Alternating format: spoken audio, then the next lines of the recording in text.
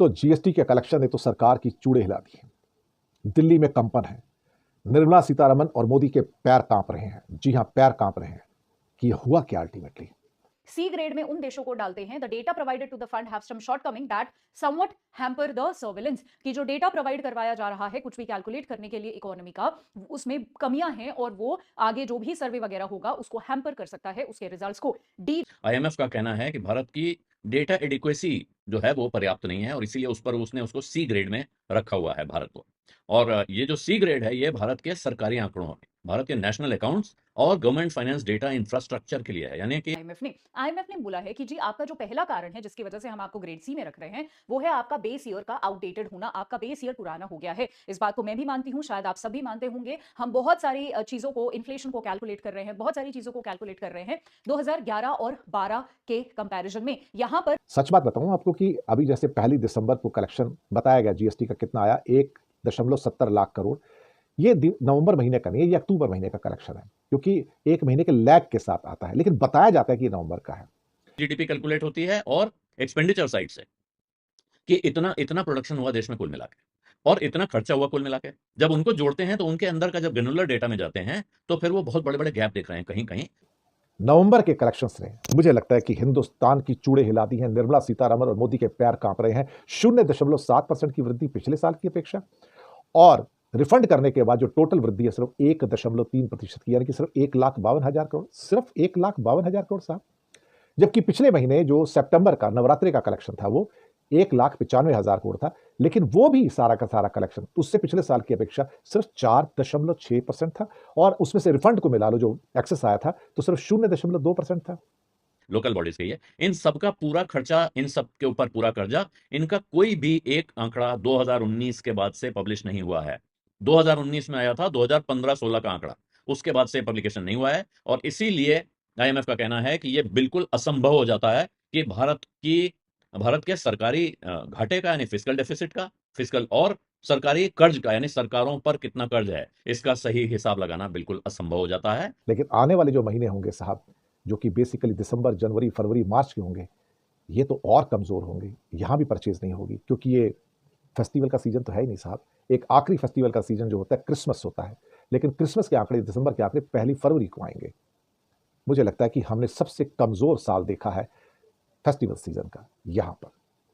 आज की सबसे तेज चर्चा आईएमएफ की नई रिपोर्ट को लेकर है, जिसमें भारत की जीडीपी डेटा को सी ग्रेड दिया गया है। रिपोर्ट आते ही पूरे आर्थिक गलियारे में सवालों की बौछार शुरू हो गई है। क्या ये भारत की ग्रोथ पर टिप्पणी है या सिर्फ डेटा कलेक्शन की खामियां? आईएमएफ साफ कहता है कि भारत की अर्थव्यवस्था मजबूत है, ग्रोथ तेज है, लेकिन जीडीपी को मापने के तरीके में अब भी कई खामियां हैं। सबसे बड़ी दिक्कत 2011-12 का पुराना बेस ईयर, जिसके कारण आज भी डिजिटल स्टार्टअप और सर्विस ड्रिवन इकोनॉमी को पुराने चश्मे से देखा जा रहा है। इसी के साथ इंफॉर्मेशन सेक्टर का अधूरा डेटा, दो अलग अलग जीडीपी मेथड्स को मिसमैच और डिफ्लेटर्स में डब्ल्यूपीआई का भारी उपयोग, ये सब मिलकर आईएमएफ की नजर में भारत के नंबरों को कम पारदर्शी बनाते हैं। लेकिन दिलचस्प यह है कि आईएमएफ ने यह भी कहा है कि इन कमियों के बावजूद भारत की आर्थिक सेहत मजबूत है और ग्रोथ दुनिया में सबसे तेज बनी हुई है और माइक्रो फंडामेंटल मजबूत है। यानी मामला अर्थव्यवस्था का नहीं, डेटा को मॉडर्नाइज करने का है। एक तरह से आईएमएफ ने भारत को संकेत दिया है कि जितनी तेजी से देश आगे बढ़ रहा है उतनी ही तेजी से डेटा सिस्टम को भी अपडेट करने की जरूरत है। और अब चर्चा इस बात की है कि जब भारत अपना बेस ईयर बदलेगा और नए डेटा टूल्स लाएगा तो क्या ग्रोथ और भी क्लियर मजबूत दिखेगी।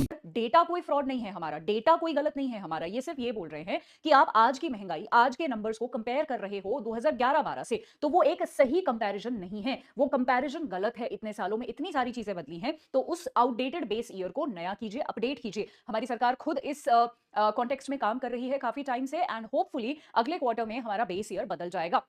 हमारे जीडीपी के डेटा भी बहुत लेट आते हैं। हम हमेशा ये पढ़ते हैं, जैसे मैं अगर आज आपको कोई न्यूज़ पढ़ा रही हूं तो वो 4 महीने पहले कैलकुलेट करी गई है, आप समझ रहे हो। तो हम पुराने डेटास पढ़ते रहते हैं, तो वो सीजनल एडजस्टमेंट या अपडेटेड चीज हमारे देश में फॉलो नहीं हो रही है। ये एक आईएमएफ का प्रॉब्लम है। आईएमएफ ये भी कहता है कि जो भी आप स्टैटिस्टिक वाली यानी काउंट करने वाली टेक्निक्स जो यूज कर रहे हो वो भी बड़ी पुरानी है, तो वो टेक्निक्स भी आपको अपडेट करनी पड़ेगी। कहने का मतलब ये है कि अपडेशन एक बहुत बड़ा प्रॉब्लम आईएमएफ ने इंडिया के कॉन्टेक्स्ट में बताया है कि आपको अपना बेस ईयर हो, चाहे टेक्निक हो, चाहे कुछ तरीके हो, वो आपको अपडेट करने पड़ेंगे। पड़ेंगे, बदलने पड़ेंगे आपको। अब आईएमएफ ने क्या कहा है कि जीडीपी बेस ईयर को अपडेट कीजिए, ठीक है, एज सून एज पॉसिबल। तो 2026 में नया बेस ईयर आएगा, यानी 2026 में रियल पिक्चर आएगी। साथ में फ्रेश इनफॉर्मल सेक्टर का सर्वे कीजिए, यानी स्ट्रीट शॉप, स्मॉल वेंडर का डेटा रियल चाहिए। उसके बाद हाउस होल्ड कंजप्शन का रियल सर्वे होना चाहिए, लोग कितना खर्च कर रहे हैं, एक्चुअल नंबर चाहिए। क्वार्टरली जीडीपी डेटा इंप्रूव हो, जो ग्रैनुअली, टाइमली और स्टेट वाइज हो, और एम्प्लॉयमेंट का स्टैटिक अपग्रेड हो, जिससे जॉब की रियल पिक्चर मिल सके। तो इंडिया को क्या करना होगा, अगर सही तरीके से ग्रो करना है, और दूसरे लोग ये कंप्लेन ना करें कि जीडीपी ग्रो कर रही है बट हम नहीं कर रहे, भैया जॉब चाहिए, बेटर वेजेस चाहिए, हॉस्पिटल अच्छे चाहिए, मैन्युफैक्चरिंग पे फोकस चाहिए, एमएसएमई में जॉब लाना बहुत जरूरी है, एमएसएमई पे फोकस देगा देश तरक्की करेगा। बेटर एजुकेशन चाहिए, यूथ को स्किल देना जरूरी है, ठीक है, रूरल इंफ्रा पे फोकस होना, road, electricity integration, right, MSME को सपोर्ट कीजिए, इजी लोन, डिजिटल एडॉप्शन लाइए, ठीक है। तो ये डेटा की ट्रांसपेरेंसी रखिए, जिससे सारी पिक्चर क्लियर हो जाए। यानी जीडीपी ग्रोथ रियल है, इंडिया ग्रोथ कर रहा है, इसमें किसी को कोई शक नहीं है। आईएमएफ ने भी कहा है सब अच्छा है। उनका कहना है कि भैया ये जो सी ग्रेड है ना, वो हमें बस ये बता रहे हैं कि ग्रोथ का पिक्चर क्लियर नहीं है, आप हमें अच्छे से अच्छा डेटा दीजिए, हम और अच्छा डेटा के हिसाब से चीज़ों को बताएंगे। तो यानी नंबर्स को ब्लाइंडली सेलिब्रेट ना करें, उन्हें समझें, क्वेश्चन करें। बार भारत की टैक्स ग्रोथ 7% से कम होगी, 7% से कम होगी। रुपया डाउन है, नॉमिनल ग्रोथ डाउन है, टैक्सेस में जीएसटी डाउन है, income tax, corporate tax collection down है। आप सोचिएगा, सब कुछ तो डाउन है, इसलिए स्टॉक मार्केट भी डाउन है।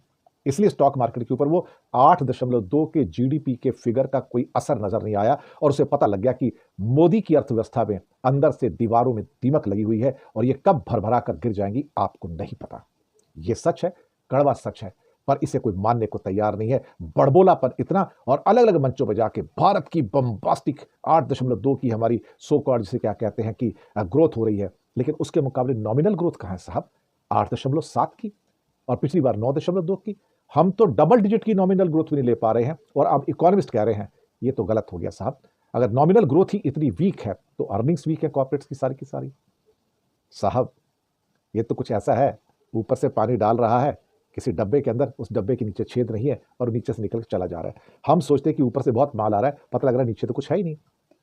यही मोदी सरकार है साहब, यही मोदी सरकार। लोग कहते हैं ना इनकी मुट्ठी में बहुत कुछ है, मुट्ठी खुल जाए ना तो खाक की हो जाती है। इनकी मुट्ठी में कुछ नहीं है, इन्हें सिर्फ लोगों से पैसे लूटने जरूर हैं, लेकिन उसकी भी तो एक सीमा है। अगर लोग चीजें नहीं खरीदेंगे तब आप क्या करोगे।